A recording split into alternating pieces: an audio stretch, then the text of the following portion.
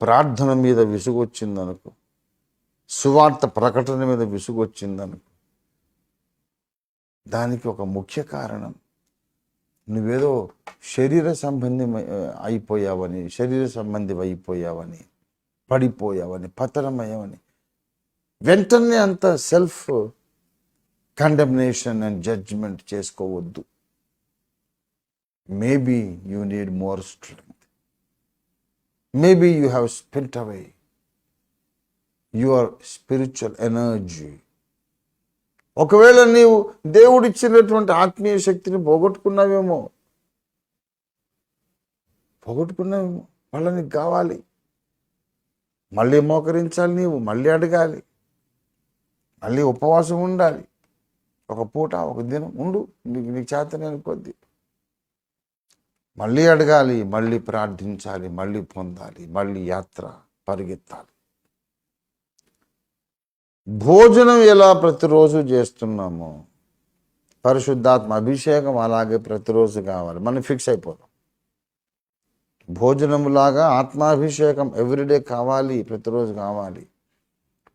Bible ధ్యానము నాకు ప్రతిరోజు కావాలి. బైబిల్లో నుండి సత్య ప్రత్యక్షత నాకు ప్రతిరోజు కావాలి. దేవుడు నన్ను ముట్టి బలపరచడం ప్రతిరోజు కావాలి. దేవుని కృపతో నేను నింపబడడం, దేవుని కృప చేత శక్తివంతుడిని కావడం ప్రతిరోజు నాకు కావాలి. ఇలా మనం స్థిర నిర్ణయము, స్థిర తీర్మానం చేసుకుంటే ఇంకా మనం అలసిపోయే ఆ ప్రసక్తే రాదు. అలయక పరుగెత్తుదు, సొమ్మశిర్లక నడిచిపోవుదు. దేవునికి స్తోత్రం కలుగును గాక. హల్లెలూయా. భూమి మీద ఉన్న క్రైస్తవ సంఘమంతా కూడా ఈ అనుభవంలోకి రావాలి. నీ వలన బలమునందు మనుషులు ధన్యులు స్వామి. యాత్ర చేసే మార్గాలు వాళ్ళకి అతి ప్రియములు. చాలామంది విసుక్కుంటారు ప్రయాణం అంటే. అబ్బో అంత దూరమా, ఎవడొస్తాడులే, ఇప్పుడు అవసరమా, తర్వాత చూద్దాం, అంత దూరం నేను రాలేనండి బాబు, నాకు ప్రయాణాలు అలవాటు. ఇది చాలామంది యొక్క సాక్ష్యం. నడవాలి, పరిగెత్తాలి, యాత్ర చేయాలంటే 190 మంది అబే ఇప్పుడు ఎందుకండి అని వెనక్కి లాగుతుంటే, కొంతమంది ఉన్నారు యాత్ర చేసే మార్గాలంటే వాళ్ళకి చాలా ఇష్టమట. నడవాలంటే ఇష్టం, అలసిపోవాలంటే ఇష్టం. దేవుని పనిలో అలసిపోవాలి, దేవుని పనిలో ఎగ్జాస్ట్ అయిపోవాలి, మళ్ళీ కొత్త బలం నింపుకోవాలి, మళ్ళీ పరిగెత్తాలి.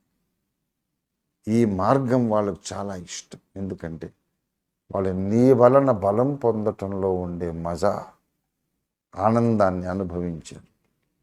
యెహోవా తండ్రి, నీవు అనుదినము బలమునిస్తూ ఉంటే యాత్ర ఎంత అద్భుతంగా ఉంటుందో తెలిసిన వాళ్ళు ధన్యులు. ఇవాళ భూమి మీద, భూప్రపంచంలో ఉన్నటువంటి సకల డినామినేషన్ల స్థానిక సంఘములలో ఉండే ప్రతి విశ్వాసి కొరకు మనం ప్రార్థించేద్దాం. ఓఫర్ మినిస్ట్రీస్లో, అగాపే ఫుల్ గాస్పెల్ చర్చెస్లో,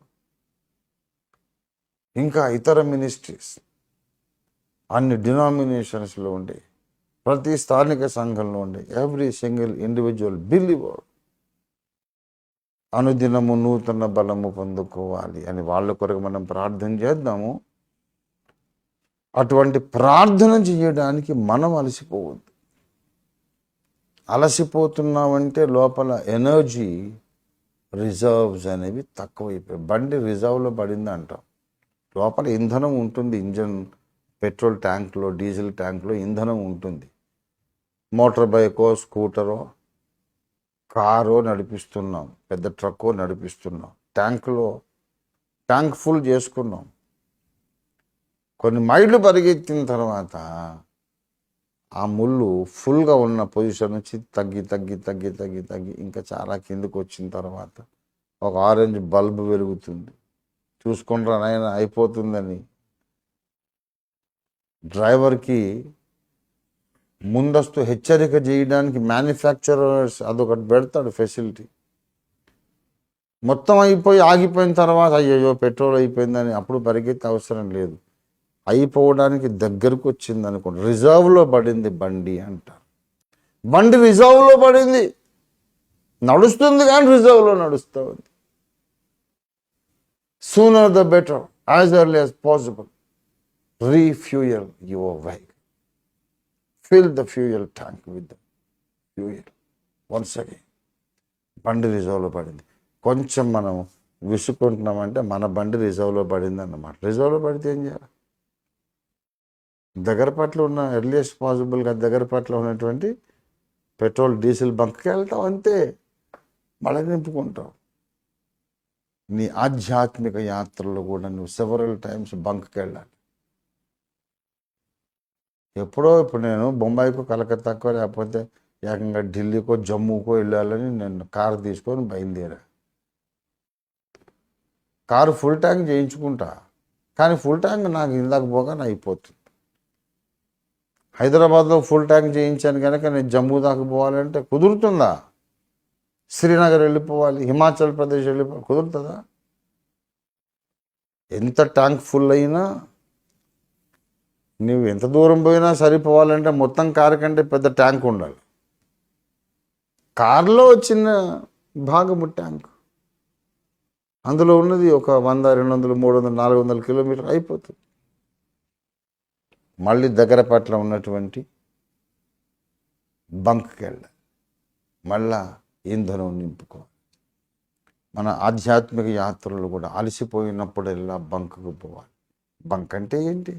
ఉపవాస ప్రార్థన.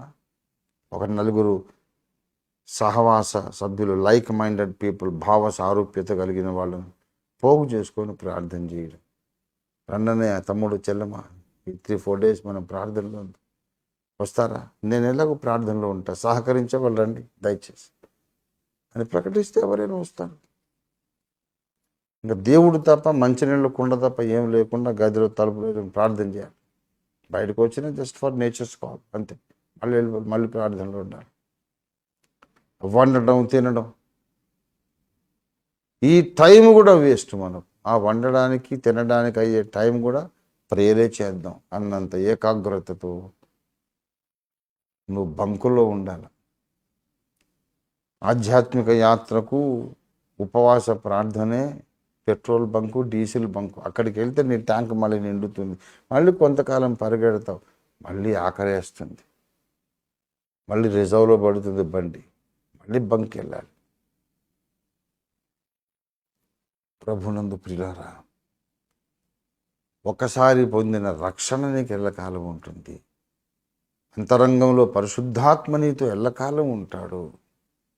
కానీ నీ ఆధ్యాత్మిక శక్తి నీకు ఎల్లకాలము సమానంగా ఉండదు.